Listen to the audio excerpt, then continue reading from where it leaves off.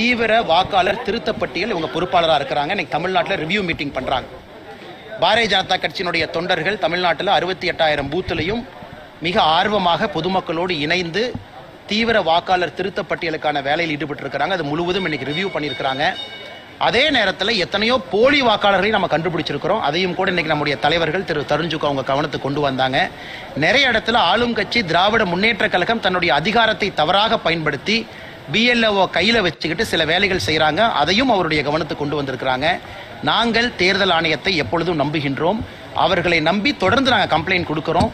BLO சரியில்லாத இடத்துல BLOவை தேர்தல் ஆணையம் மாற்றிருக்கிறாங்க. அதே நேரத்தில் ஆளும் கட்சியினுடைய பிடியிலிருந்து BLOவை வந்து காப்பாற்றணும். அதே நேரத்தில் நேர்மையான முறையில் SIR நடக்கணும். அதையும் நம்முடைய தொண்டர்கள் ஊர்ஜிதம் செய்வார்கள். செத்து போன சமஸ்கிருதத்துக்காக 2,400 கோடி ரூபாய் மத்திய அரசு ஒதுக்கியிருக்கு. தமிழ் மொழியோட வளர்ச்சிக்காக 10 வருட காலத்தில் 150 கோடி தான் ஒதுக்கியிருக்குன்ற. அண்ணா, இதை நம்ம தொடர்ந்து பேசுகிறோம், மறுபடியும் ஒரு முறை பேசுகிறோம். ஏன்னா நம்முடைய துணை முதலமைச்சர் திரு உதயநிதி ஸ்டாலின் அவர்களுக்கு சில விஷயங்கள் புரியறதில்லை, திரும்ப திரும்ப சொல்கிறோம். இந்தியாவில் சமஸ்கிருத பல்கலைக்கழகங்கள் அதிகமாக இருக்கு. 10 ஆண்டு காலம் இவங்க UPL இருந்த பொழுதும் கூட சமஸ்கிருத பல்கலைக்கழகத்தை திறந்தாங்க, தமிழ் பல்கலைக்கழகத்தை திறக்கல. MHRDயை பொறுத்தவரை எப்படி பணத்தை அலோகேட் பண்றாங்கன்னா, பல்கலைக்கழகங்களுக்கு பணத்தை கொடுக்குறாங்க.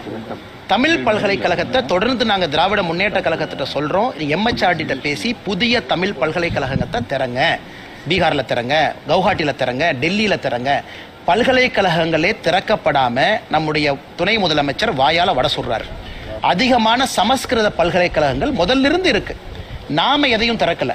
கடந்த 10 ஆண்டுகள்ல நம்ம புதுசா எத்தனை பல்கலைக்கழகத்தை திறந்திருக்கிறோம் நீங்க பாருங்க.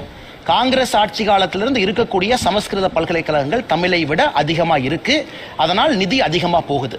இன்னைக்கு முதலமைச்சர் அவர்கள் ஏன் சொல்லக்கூடாது, இந்தியாவில் எல்லா மாநிலத்திலும் 10 தமிழ் பல்கலைக்கழகத்தை திறக்கிறோம்னு சொல்லட்டும். நாங்க MHRD எடுத்துட்டு போறோம், நாங்க பேசுறோம், தமிழ் யூனிவர்சிட்டி ஓபன் பண்ணலாம், ஃபண்டிங் அடுத்த வருஷம் கிடைக்கும். தமிழ் பல்கலைக்கழகத்தையும் திறக்க மாட்டாங்க, அதற்கான முயற்சி எடுக்க மாட்டாங்க. தமிழ்நாட்டுக்குள்ளேயும் தமிழ் பல்கலைக்கழகம் ஒண்ணு வச்சிருக்கோம், அதையும் 2-3 ஆக்க மாட்டாங்க. அப்படி இருக்கும் பொழுது எப்படி மத்திய அரசு நிதி கொடுக்கும்? முதலமைச்சர் அவர்களை நாங்க தடுத்தமா? தஞ்சாவூர்ல தமிழ் பல்கலைக்கழகம் இருக்கு, கோயம்புத்தூர்ல ஓபன் பண்ணுங்க, மதுரையில் ஓபன் பண்ணுங்க, நாகர்கோவில் ஓபன் பண்ணுங்க. நாங்க வேண்டாம் என்று சொன்னோமா? தமிழ் பல்கலைக்கழகங்களுக்கு பணம் வரும். பல்கலைக்கழகங்களே இல்லாம இருந்தா எப்படி பணம் வரும்? அதனால் அதை தாண்டி இன்னைக்கு உதயநிதி ஸ்டாலின் அவர்கள் இன்னொரு தவறையும் பண்றாங்க. அவருக்கு சமஸ்கிருதம் தெரியுமா? தெரியாது. அவருக்கு ஹிந்தி தெரியுமா? தெரியாது. அவருக்கு தமிழ் மட்டும் தெரியும். அப்படி இருக்கும் பொழுது இன்னொரு மொழியை செத்துப்போன மொழி என்று சொல்வதற்கு நமக்கு என்ன உரிமை இருக்கு? எல்லோருக்கும் அவங்க தாய்மொழி பெருசு தான். எனக்கு தமிழ் மொழி பெருசு, அதற்காக நான் இந்திய திட்டனா திட்டல. என் மொழி எனக்கு பெருசு, என் மொழி எனக்கு பெருசு, சமஸ்கிருத திட்டனா இல்லை. அதாவது அரசியல்வாதிகள் இன்னைக்கு எவ்வளவு தரம் தாழ்ந்துட்டாங்கன்னா, தெரியாத ஒரு மொழியை செத்துப்போன மொழி, மோசமான மொழி, நம்ம மொழியை பெருமையா பேசுவாங்க, நான் தவறு இல்லை.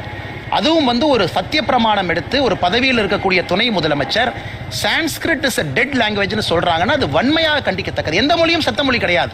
எல்லா மொழியும் 4 பேர் பேசுறாங்க, அவங்கவுங்களுக்கு அவங்க மொழி பெருசுதான். தமிழ்நாட்டில் சமஸ்கிருதம் பேசுறவங்க இருக்கிறாங்க.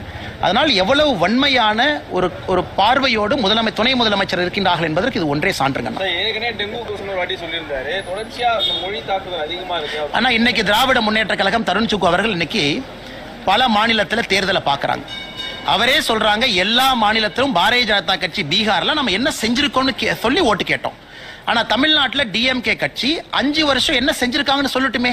இன்னும் north India, south India, Aryan, Dravidian, Brahmin, நான் பிராமின், தமிழ், நான் தமிழ், இப்படி தானே பேசுறாங்க.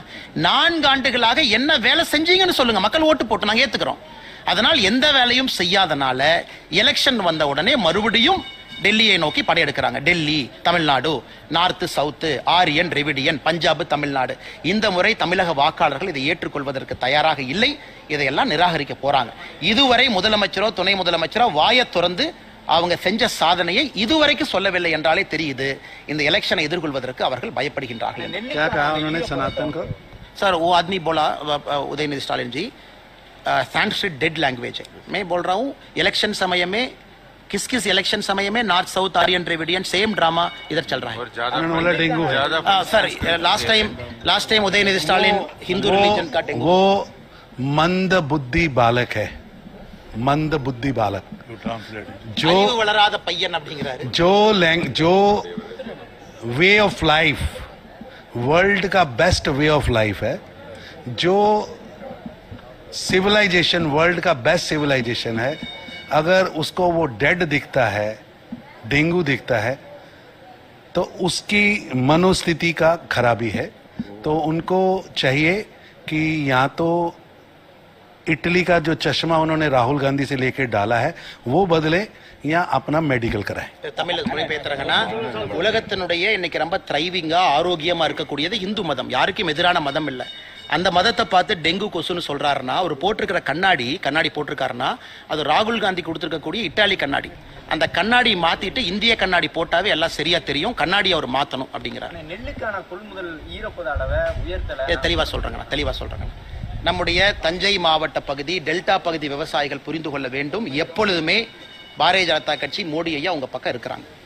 என்ன இவங்க பண்ணியிருக்கிற டிராமா என்ன? தமிழ்நாட்டில் நெல்லில் இருக்கக்கூடிய ஈரப்பதம் 17% வரைக்கும் மத்திய அரசு வாங்குறாங்க. இதற்கு முந்தைய ஆண்டுகளில் கனமழை பெய்த பொழுது 18.5 19% வரைக்கும் மத்திய அரசு தளர்வு கொடுத்து வாங்கினாங்க. ஒரு ஆண்டும் மத்திய அரசு தமிழக அரசுக்கு பணம் கொடுக்குறாங்க. நெல் கொள்முதல் நிலையங்களை கட்டுங்க, எந்த விவசாயினுடைய நெல்லும் நனையக்கூடாது, வாங்கி உள்ள வெய்யுங்க. இன்னைக்கு தமிழ்நாட்டினுடைய நெல் கொள்முதல் ஆணையை பார்த்தீங்கன்னா 48 மணி நேரத்திற்குள்ள நெல்லை வாங்கி கொள்முதல் நிலையத்துக்குள்ள கொண்டு வரணும். இன்னைக்கு சக்கரபாணி அவர்கள் உண்மையை சொல்ற துறையினுடைய அமைச்சர் 60 நாள் சில இடத்துல எடுத்திருக்கிறாங்க, 50 நாள் எடுத்திருக்கிறாங்க, 40 நாள் எடுத்திருக்கிறாங்க. நீங்க நெல்லை வாங்கி கொள்முதல் நிலையத்துக்குள்ள வர்றதுக்கு 60 நாள் ஆயிருக்கு, குறைந்தபட்சம் 1 வாரம் ஆயிருக்கு. அவ்வளவு நெல்லை வேண்டுமென்றே மலையில நனைய போட்டு மத்திய அரசு நெல் கொள்முதல் நிலையத்துக்கு கொடுக்கக்கூடிய பணத்தையும் பயன்படுத்தாம இன்னைக்கு முதலமைச்சர் அவர்கள் போலி டிராமா நடத்துறாங்க. அதைத்தான் பாரதிய ஜனதா கட்சி சொல்லுகின்றோம். 360 கோடி ரூபாய் ஊழல் செஞ்சிருக்கிறீங்க. நெல் கொள்முதல்ல ஊழல் பண்ணிருக்கிறீங்க. நெல்லை முழுவதுமாக வாங்குவது மத்திய அரசு, பணம் கொடுத்து வாங்குறாங்க. அப்படி இருக்கும் பொழுது விவசாய நண்பர்களுடைய வயிற்றில் அடிப்பதற்காக மறுபடியும் முதலமைச்சர் டிராமா பண்றாங்க. அதே நேரத்தில் ஏன் முதலமைச்சர் சொல்ல மாட்டாங்க? உடைந்து போன நெல் புரோக்கன் ரைஸ் 5-8% கொள்முதல் வாங்குறேன்னு சொல்லி அதை உயர்த்தி இருக்கிறாங்க. அதே முதலமைச்சர் பாராட்ட மாட்டாங்க. இன்னைக்கு விவசாய பெருமக்கள் கொண்டு வரக்கூடிய நெல், அதிலிருந்து வரக்கூடிய அரிசி 5-8% உடைந்திருந்தாலும் அதை முழுமையா மத்திய அரசு வாங்குறன்னு அதே ஆணையில சொல்லியிருக்கிறாங்க. அதை பேசுவது கிடையாது. இன்னும் ஈரப்பதம் உண்மையாலும் இருந்ததுன்னா அங்க மத்திய அரசுடைய கமிட்டி வந்து பார்த்துட்டு போயிருக்கிறாங்க, நாங்கள் எடுத்துட்டு போறோம். ஆனால் இந்த ஈரப்பதம் எல்லாம் மாநில அரசு தன்னுடைய தவறால் வெளியே போட்டிருக்கக்கூடிய நெல்லினுடைய ஈரப்பதம். மாநில அரசு வாங்கி மூட்டையை வெளியே போட்டு வரக்கூடிய மூட்டையை 48 மணி நேரத்துக்குள்ள உள்ள கொண்டு வராம 2 மாதம் தாமதம் செய்து வாங்கியிருக்கக்கூடிய நெல்லத்தை ஆய்வு பண்ணாங்க. மத்திய அரசு அதிகாரிகள் சும்மா வந்துட்டு போனாங்களா? நெல் எப்படி ஈரமாச்சு, யார் ஈரமானதற்கு பொறுப்பு, மாநில அரசு பொறுப்பா, இதெல்லாம் ஸ்டடி பண்ணி தான் ரிப்போர்ட் கொடுத்தாங்க. அந்த ரிப்போர்ட்டின் அடிப்படையில் தான் மத்திய அரசு சொல்லியிருக்கிறாங்க. எப்பொழுதும் விவசாயத்தின் பக்கம், டெல்டாவின் பக்கம், காவிரி தாயினுடைய புதல்வராக இருக்கக்கூடிய விவசாயிகளின் பக்கம் பாரதிய ஜனதா கட்சி, பிரதமர் மோடி அவர்கள் இருப்பார்கள். மெட்ரோ விவகாரத்தில் பாஜக ஆளுகின்ற அண்ணா, மெட்ரோ விவகாரத்தை பொறுத்தவரை நம்முடைய நண்பர்கள் ஒரு விஷயத்தை புரிஞ்சுக்கணும். இந்தியாவில் மெட்ரோ என்பது 2017 மெட்ரோ பாலிசியின் படி தான் எல்லா மாநிலத்துக்கும் கொடுக்குறாங்க. இன்னைக்கு நாம் புரிந்து கொள்ள வேண்டும், மாநில அரசு மெட்ரோவை கேட்டு விண்ணப்பிக்கலாம், தவறு கிடையாது. நமக்கு கண்டிப்பா சென்னைக்கு வேணும், கண்டிப்பா கோயம்புத்தூருக்கு வேணும், கண்டிப்பா மதுரைக்கு வேணும், கொடுக்கணும். கொடுத்த ரிப்போர்ட் எப்படி கொடுத்தாங்க?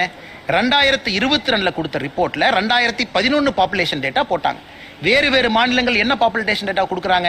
அர்பன் ஏரியாவுடைய அக்ளோமரேஷன் சர்வே கொடுக்குறாங்க. அதாவது 2022 எலக்ட்ரிசிட்டி பில் எவ்வளவு மக்கள் வந்திருக்கிறாங்க, வாக்காளர் எவ்வளவு இருக்காங்க பார்த்து கொடுக்குறாங்க.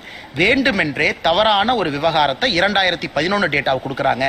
சென்னை, மதுரை ரெண்டும் குவாலிஃபை ஆகலை, அவங்க கொடுத்த தவறான டேட்டா. ரெண்டாவது, மெட்ரோ வாங்குவது சிறப்பல்ல, மெட்ரோ நடத்துவது சிறப்பு. இன்னைக்கு பெங்களூர்ல பாருங்க, அந்த பகுதியினுடைய எம்பி தேஜஸ்வி சூர்யா கோர்ட்டுக்கு போயிருக்கார் பெங்களூர் மெட்ரோக்கு எதிராக என்னன்னா, எப்படி இந்த ஃபேரை வைக்கிறீங்கன்னு சொல்லுங்க. பெங்களூர் மெட்ரோல கண்டமேனிக்கு ஃபேரை ஏற்றி இருக்கிறாங்க. காரணம், திட்டம் சரியா போடல. இரண்டாவது, மத்திய அரசு கேட்கறது திட்டத்தை சரியா போடுங்க. கோயம்புத்தூர் மெட்ரோ ப்ரொபோசல் 6 இடத்துல மெட்ரோ ஸ்டேஷன் சொல்லியிருக்கக்கூடிய இடத்துல நிலத்தை எப்படி கையகப்படுத்த போறாங்க ரிப்போர்ட்ல இல்லை. பப்ளிக் லேண்டா பிரைவேட் லேண்டா இல்லை. ரைட் ஆஃப் வே இல்லை. ஹோப்ஸ் காலேஜில் இருந்து கோயம்புத்தூருக்குள்ள போகக்கூடிய ரூட்டு டிராபிக் கன்ஜெஷன் சர்வேல இல்ல. எவ்வளவு வண்டி போகும் இல்ல. எவ்வளவு பேர் பயன்படுத்துவாங்க, ஒரு நாளைக்கு 4 லட்சம் பேர் பயன்படுத்துவாங்கன்னு கொடுத்துருக்காங்க. சென்னை 55 கிலோமீட்டர் இருக்கக்கூடிய மெட்ரோ ஒரு நாளைக்கு 4 லட்சம் பேருக்கு குறைவாக பயன்படுத்தும் பொழுது, கோயம்புத்தூர் 55 கிலோமீட்டர் குறைவா இருப்பது எப்படி 4 லட்சம் பேர் பயன்படுத்துவாங்க? இந்த கேள்விகளை மத்திய அரசு கேட்டு அனுப்பிச்சிருக்கிறாங்க. யாரும் நிராகரிக்கல. புது டிபிஆர் ப்ராப்பரா ப்ரிப்பேர் பண்ணி மறுபடியும் கொடுக்கணும். மனோகர்லால் கட்டர் அவர்கள், அமைச்சர் அவர்கள் தெளிவுபடுத்தி ட்வீட் போட்டிருக்காங்க. மத்திய அரசு எங்கேயும் மெட்ரோ வேண்டாம், கொடுக்க மாட்டோம் என்று சொல்லாம உரிமை கேட்பதற்கு டிபிஆர் கொடுக்கணும். தப்பான டிபிஆர் கொடுத்து மெட்ரோ வாங்கிட்டாங்கன்னா அந்த காசை உங்க தலை மேல என் தலை மேல ஏத்துவாங்க. ரூபா கொடுத்து போற இடத்துல 40 ரூபா கொடுத்து போவோம், இன்னைக்கு பெங்களூர் மாதிரி. அதனால் மத்திய அரசு கேட்பது ஒழுங்கான டிபிஆரை ப்ரிப்பேர் பண்ணி கொடுங்க அப்படின்னு. வேண்டுமென்றே அரசியல் செய்வதற்காக தவறான ரிப்போர்ட்டை கொடுத்து மத்திய அரசு கேள்விகளை கேட்ட பிறகு அதை மாத்தி பாரத பிரதமர் நரேந்திர மோடியின் மீது தவற போடுறாங்கல்ல, இது மிகப்பெரிய தவறு.